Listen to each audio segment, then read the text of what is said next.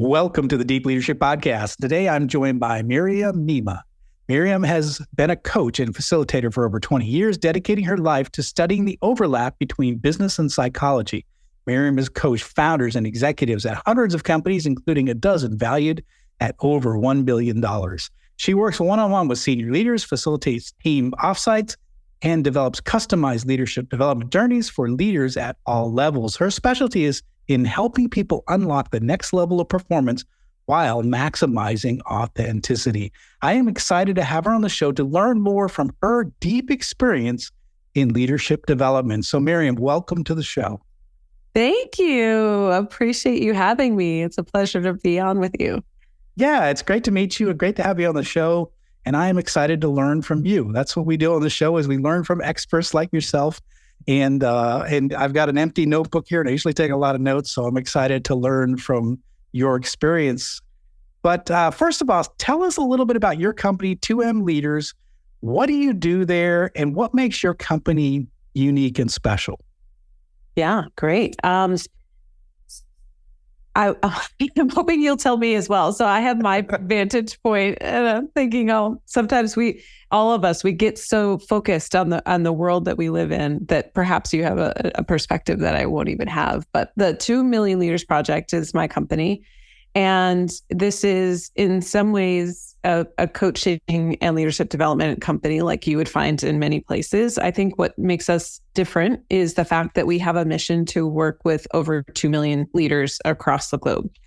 And by working with 2 million leaders, what I mean by that is I believe that it's necessary. The World Economic Forum is actually telling us we need to retool or reskill 1 billion people across the globe in order for them to remain marketable as the world becomes more digitally informed and AI becomes more integrated into the way we work. So 1 billion people out there need new skills, and in their short list of skills that people need are emotional intelligence and leadership skills.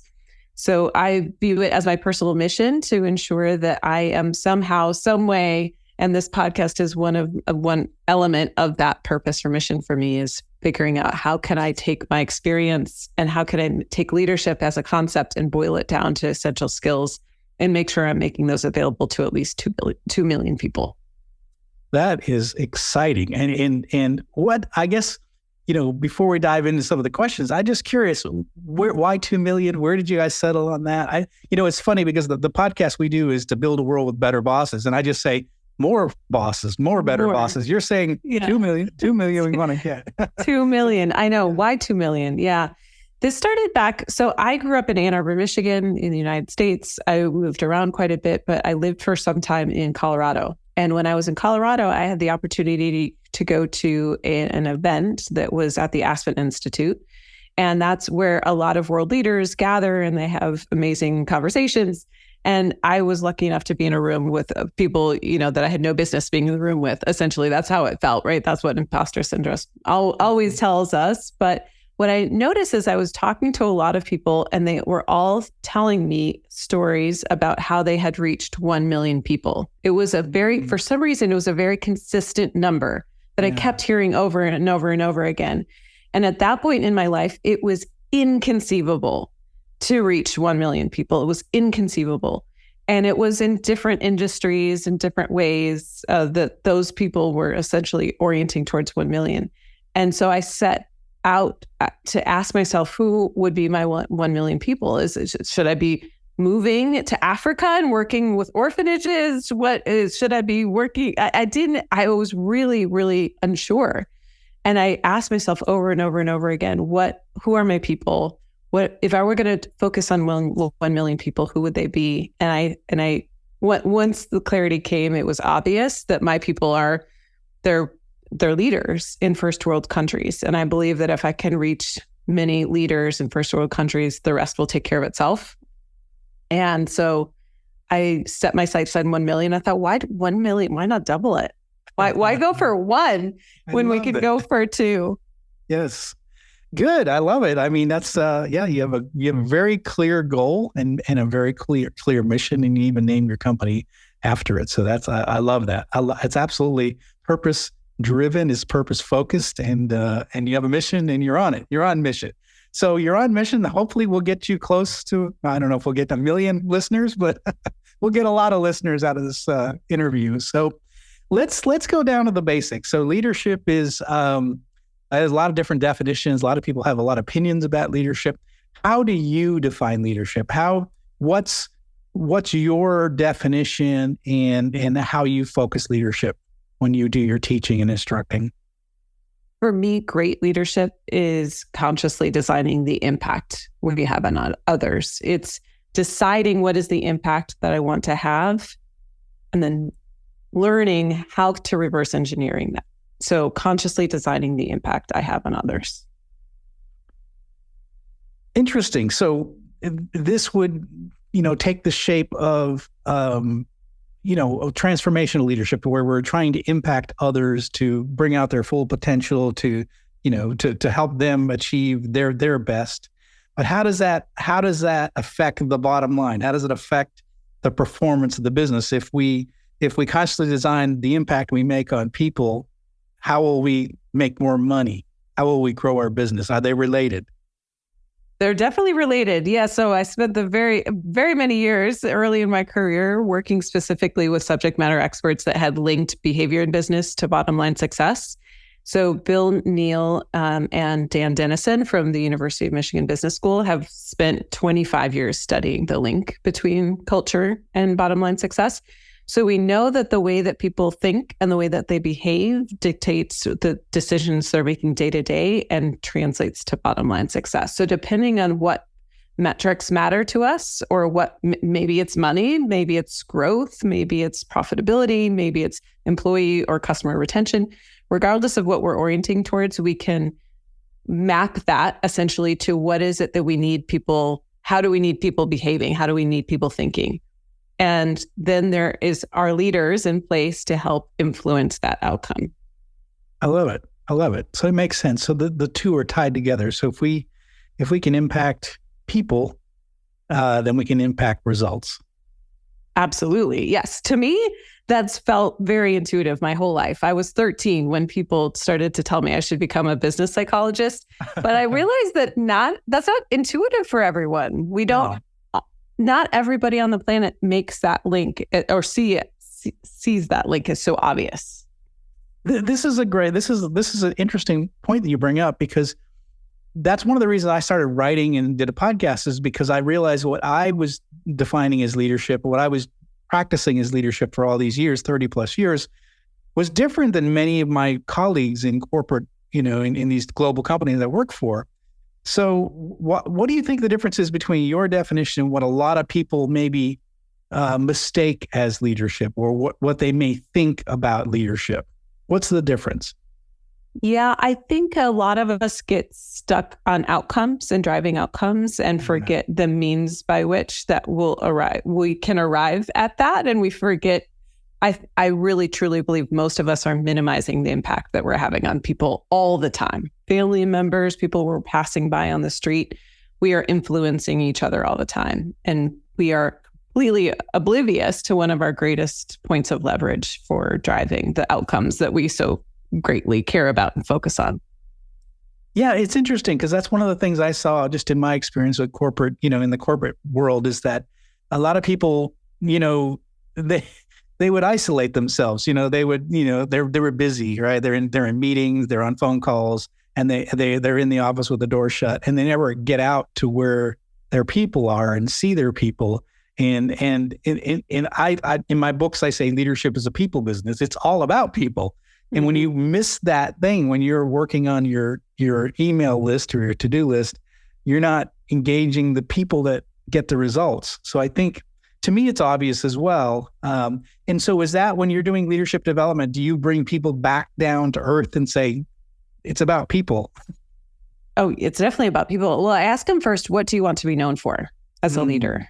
And I would definitely encourage everyone who's listening to right now, if you don't already have that at top of mind, to ask yourself, what do you want to be known for?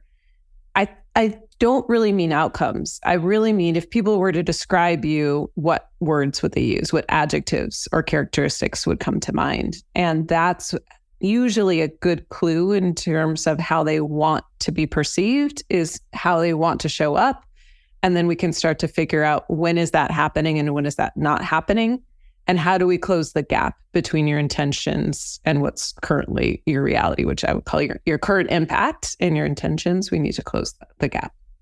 This is some really interesting stuff. Yeah, I think you're right. And I think you're right that we make an impact. And one of the things I think of when you talk to just about anyone, this is someone sitting on the plane seat next to you, you're at a soccer game, whatever, you talk to somebody, everyone's got a story about a good boss and a bad boss, right? And we remember the people that we work for that inspired us and helped, bring out the best of us, right? We remember those people. And we also remember the people that made us feel small or made us feel or frustrated us or, by micromanaging us. We know these leaders. And so the question is, what do you want to be known for is kind of interesting. It's like, if people remember you 10 years from now, what do you want to be known for? I think that's an important question to get down to. Well, then what actions are you taking to be known for that? Exactly. Are you actually operating in integrity with those values or those intentions? Yeah. And do you even know? Most people haven't actually required on themselves to have the self-awareness or situational awareness to know what's happening for me and what's the impact that has on others. And those are usually the areas in which leaders can very quickly grow substantially their impact. Yeah, that makes sense. So let's talk about senior managers. You work with a lot of senior managers, C-suites, and what are some things that when they discover it, they say, oh, I wish I had known that earlier. I wish I had known that when I was younger. What are some of those aha moments that you found with some of the senior leaders you work with? I believe there's a certain level at which we want to stop being solution factories. And most leaders didn't realize that was an option. We all just felt like that was part of the job to be solution factories. And I say, well, if you love your day filled with problems, you love it when people come to you with things to be solved, please keep giving them solutions every day, all day. Keep giving them solutions. If you do not want your day filled with problems, you don't have to. It's actually possible to create an environment, a culture in which people come to you and say, here's what's going on. Here's what I would want to do. Does that sound right to you? Which is a very different scenario than most leaders or most managers are experiencing right now. So that's one thing, is essentially making that pivot. And another is that it's okay to have questions instead of answers. Yes. And that they do go hand in hand, because learning how to ask the right questions is usually the unlock that is required for people to start to solve things for themselves. I want to unpack that a little bit, because that's one of the biggest things that I learned in my career. I was 32 when they gave me my first manufacturing plant, and I had no idea what I was doing. But I had the corner office, right? And so I thought I had to have all the answers, right? I'm the guy in the corner office. I have to be the solution factory, right?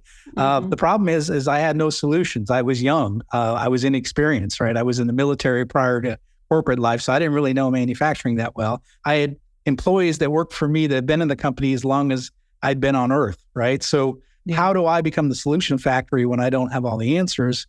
And what I learned in that first job as a general manager of a manufacturing business was my questions were more important than my answers.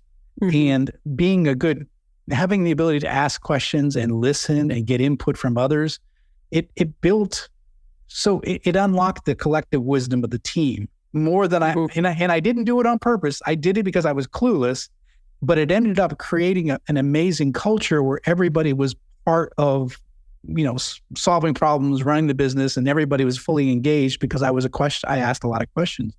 So yeah, so what you said was moving away from being a solution factory, moving away from statements and solving problems to more questioning and having people come to you with answers.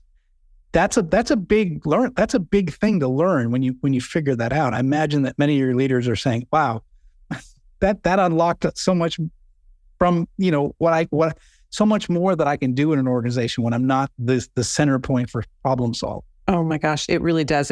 It unlocks a lot of time and energy and decreases stress levels.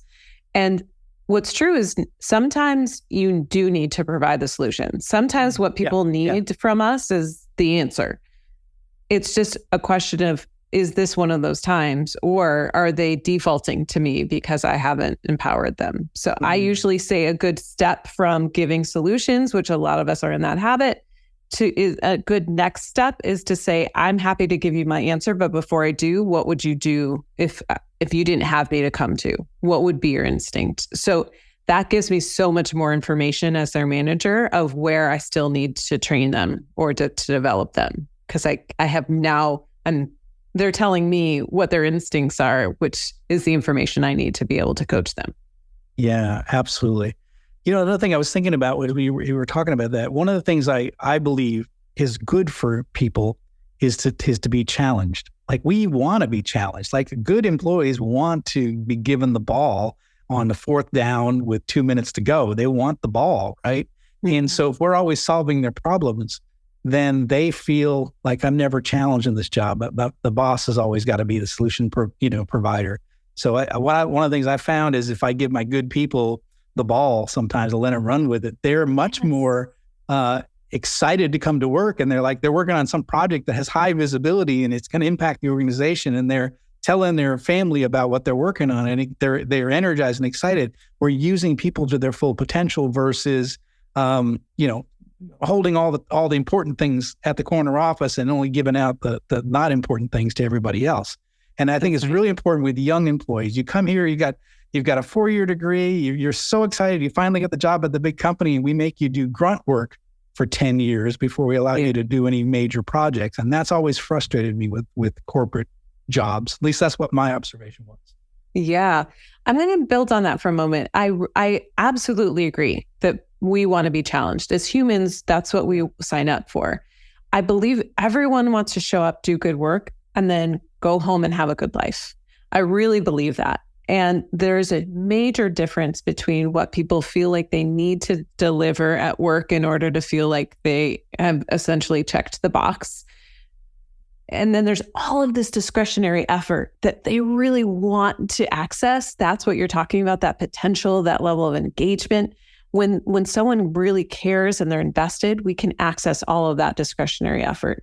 When they're disengaged, when they're feeling disempowered, when they're feeling burnt out, all of that goes to zero. And I feel like great leaders are able to access all of that and figure out the nuance of the individuals on their team and figure out how to essentially support them and create the conditions in which they can thrive. Yeah, I agree. The best leaders I've ever worked for challenged me, like put me in uncomfortable situations where I had to do something very difficult, and I ended up doing more than I thought it was possible for me to do. So it challenged me, and the results showed. We did things I didn't expect. So sometimes a challenge is good, and it's inspiring, and but we sometimes, even people who are great leaders, servant leaders, maybe they don't want. I don't want to push you. I don't want to push you to something difficult because I want to be a nice guy, right? Or a kind boss. But we we thrive on sometimes being challenged and given the opportunity to have the ball. And so I think we don't think you're doing people a favor when you never give them a chance to shine. That's it. Exactly.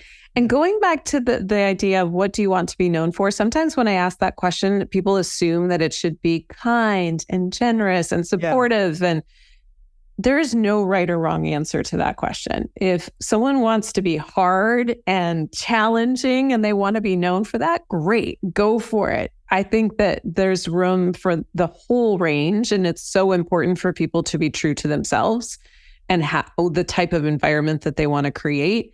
And in that, we will inevitably attract the kinds of people that want to be with us. They want to be led by us. Yeah, I love that. Yeah. My first commanding officer was a hard man. Yeah. And he was extremely tough on us. And I loved him. I absolutely adored him because I learned so much. He made me be the absolute best I could possibly be. And if we had gone to war, I'd want to be right next to him. He was that kind of a leader, but he was not kind. He was not friendly. He was tough. And I absolutely loved it. But but that was his, he probably answered that question. What kind of leader do I want to be? I want to be tough, and I want to make sure that my team is going to survive whatever comes our way. And exactly. I think that was his mindset, and it worked with him. And like I said, I loved working for him, even though he was a tough individual. Yes. Isn't that wonderful? I think that's a chasm that most leaders will never cross, is figuring out not what's natural to me, but what's effective. What's effective for the role that I'm in right now and the team that I'm leading. What do they need from me? And figuring out how to do that. That usually aligns with what do I want to be known for, but it means unlearning maybe some of our old behavior and figuring out how to lean in to what people need of me. And what a great leader that he knew he could see it in your eyes, what you needed. And I don't know how he would have shown up for you if you were to go back now, but my gut tells me that he would show up differently because you have matured and you would require something else of him as a leader. And that's what we do as leaders. We adapt. That's it. No, we were unmolded clay, and he molded us into something that was functional, and that he could rely on if he was, because I was an officer on a submarine, and if he was asleep, he needed his young officers to be able to run the ship when he wasn't there. So we needed to know everything, backwards and forwards. So he molded us into something that he could trust, and so you're right. But if I went back, it'd be different, but then I was clay, and he was clearly molding us into something, shaping us. And was effective. So that's wonderful. So, it's interesting because you talk a lot about people. I believe that like I said, I've said that leadership is a people business. What do you think that most business leaders don't understand about people and the role of people in leadership? What do you think we're missing? Because I think one of the things I notice is that we don't really, like an MBA program, we teach everything but leadership. We teach accounting, we teach, operations and quality, but we seem to miss out on this whole idea of people. And in psychology, which you're talking about the crossover between psychology and leadership, to me, it's huge. It's more we don't teach enough psychology in MBA programs, and we should be. So what do you think people are missing? I agree with this. So I'll ask people want to influence the way that people are behaving, or they want to influence their cross-functional partners or their manager or their team. And I'll say, okay, great. So what do you think drives them? And they'll say, I don't know. I don't know what drives them. And I ask people using a variety of questions to put themselves in the shoes of whoever it is that they're trying to influence. And that is so difficult for people. They really don't know how to take themselves out of their mindset and put themselves in the perspective of others. And so I would just boil it down to that. I could go on and on and on about what is it that leaders are not understanding about people. But it goes back to what we were already touched on, which is people want to do great work. They want to be challenged, and they want feedback. They really do. I think most people underestimate how much they will drive positive change just by calling out what someone is doing well. So I do feel like when we want to be corrective in our engagement with our employees, it's okay to use positive reinforcement to accomplish that. That's something that people forget. And that they're in it too, that we don't have to dumb anything down. We can engage with them in the conversation. And most often what I'm working on with my coaching clients is to help them take what's in their head and just say it out loud to the person in the words and tone that will matter to them, that will land the way that they want it to. Yeah. It's interesting you said that. They have a hard time putting themselves in their followers' shoes. And there's part of that is empathy. And I notice that empathy is missing in a lot.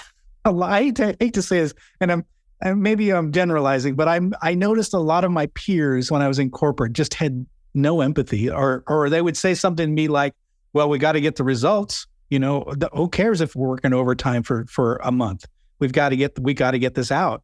And there was just zero empathy, I noticed. And I found just having a little bit of empathy helps you sort of put yourself in your people's shoes and sort of try to understand how they're perceiving a message. And if you don't, it's like a speaker. If you go up on stage and you don't know your audience and the kind of things that they're likely going to want to hear, and you're not addressing those issues as a speaker, then you're not going to connect with your people. So if you don't understand your people and what they're going through, you're not going to connect with your message. I think what I saw that was that lack of empathy was high, at least in the companies I worked for, but I'm not sure. It was always about results and, whatever happens type of thing. That's it. Empathy. And I would maybe add to that curiosity, because I do think they go hand in hand, just being curious about the other person and then caring about what's true for them, right? That's how I would think about empathy. And some people can't quite get there, but they can at least be curious. And okay, great. Well, let's start there. Just be curious. Wonder what's true for them, even if you don't feel like you care. Just wonder. Yeah, and can you use that as an input of how you might want to frame your message so that you can drive those results that you care about? Curiosity is really powerful. Yeah, asking questions and listening and asking a lot of questions and listening and getting perspective from different people in the organization. You're like, oh shoot, well, everyone's sort of thinking this.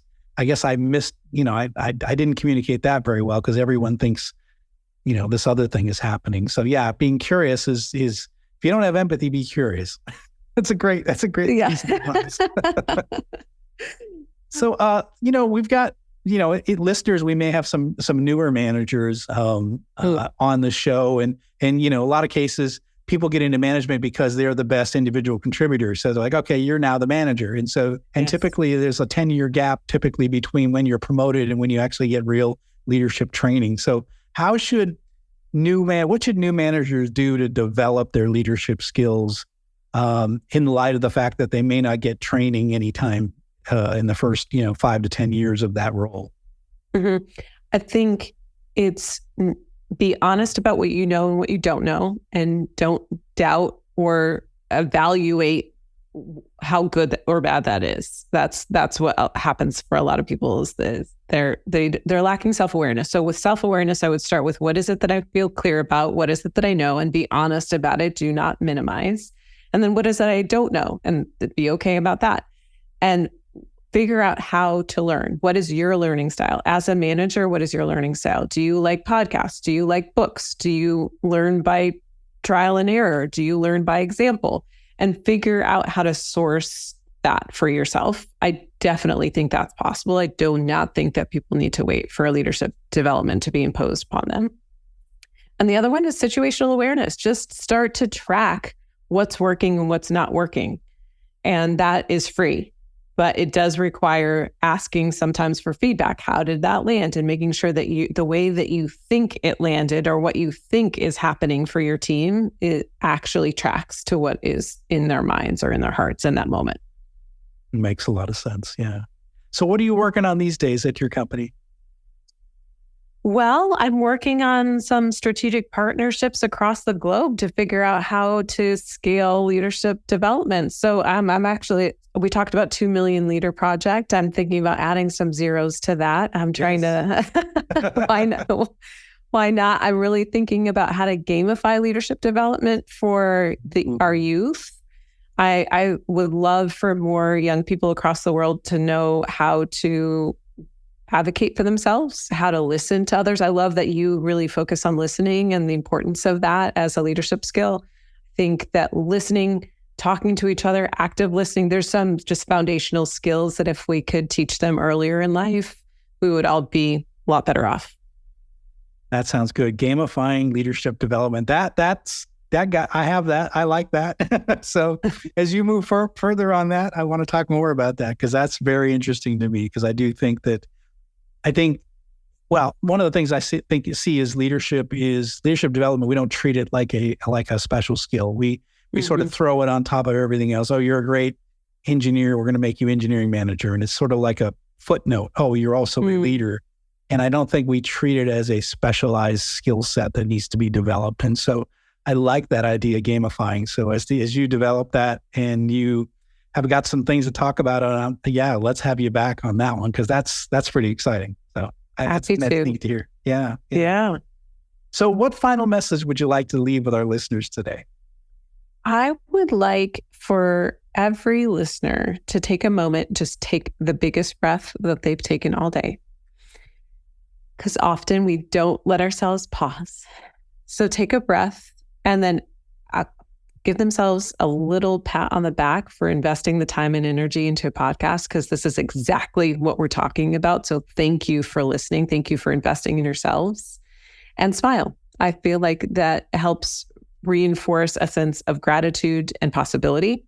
And so I would ask for everyone just to smile and to go back to that question of what do I want to be known for, and figure out what's the littlest way that I can show up in alignment with my intention today. And the little things go a long way. So I really believe those micro interventions matter. And that's it. I want people to trust themselves and to enjoy the experience of being at work. Such a great message. Leaders, did you hear that question? And I'll repeat it. What do you want to be known for? What is your legacy? And answer that question. If you can answer that question honestly, and you can, find your true north as a leader, and then I think it's going to make your life a lot easier. You're not going to be trying to do too many things. You're going to be focused on what you want to leave for a positive legacy with your team and the people that you influence. Because you influence a lot of people. It's not just your employees, it's their families, it's your customers, it's your community. You impact a lot of people as leaders. So what do you want to be known for? Great question. So this has really been powerful conversations. It's been really good to have you on the show. Miriam, how can people find out more about you, your company, and any other resources you might have for the leaders listening in? LinkedIn or my website are the best places to go. Okay. And your website is? 2mleaders.com, or you can go to leaderswhosmile.com. Leaderswhosmile.com. I love it. So we're going to put links in the show notes for those resources. Leaders, are you smiling today? Are you stressed out today? If you want to smile more, I think once you know your purpose and once you really know what you want to be known for, I think it can be easier to smile. So I love the message. Miriam, this has been a really good conversation. A lot of things to think about with respect to leadership, with respect to people, with respect to, I love the idea of don't be a solution factory. And unless that's what you want to do, because if you just want to be a solution factory, you can be that all day long. Yeah. But I think we want to be more than that. Let your employees challenge your employees, let them grow, let them do things that are purposeful and help the company. And don't hoard all that solution factory just for yourself. So Miriam, I want to thank you for coming on the show and sharing your experience, your perspective, and all the things that you're doing for leaders around the world. So thank you. Thank you for your service, John. And also thank you for this podcast. I'm grateful. I believe that creating a podcast is a labor of love, and to put so much sustained time and energy into making these resources and support possible for so many listeners is a wonderful, wonderful contribution to the world. So thanks for everything, and thanks for letting me be a part of it today. Absolutely. It's been an honor to have you on the show. And I hope that you reach 2 billion listeners, leaders around the world. So my hat's off to you that. I love that what you're trying to do. It fits in with our theme of trying to build a world with better bosses. So congratulations on what you're doing as well. Thank you. Well, that's it for today. Thank you for listening to Deep Leadership. If you like this podcast, please subscribe and share so we can continue to build a world with better bosses. Until next time, this is John Rennie saying take care and lead well.